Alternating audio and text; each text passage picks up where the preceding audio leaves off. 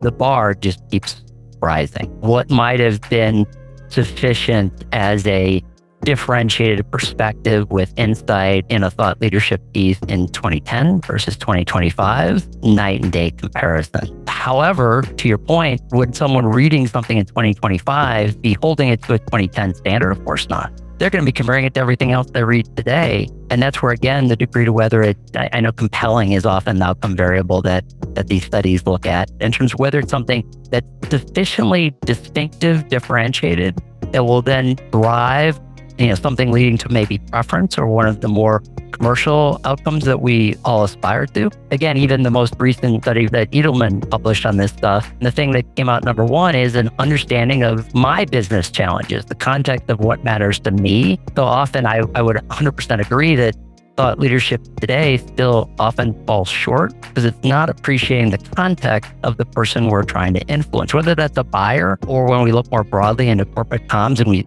studied this for years, where these questions of different audiences, whether it's an investor, a community member, a prospective or current employee, if we look at all those different stakeholders, again, the dynamics fundamentally change, but it's all very personal to that audience and what they care about and what they need.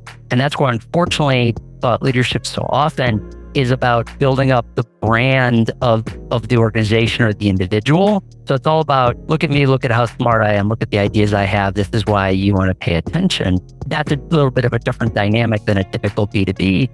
But what our research showed, if you're a B2B seller, how smart I am and how I'm perceived that way from a brand building perspective doesn't actually move the needle very much in terms of purchases.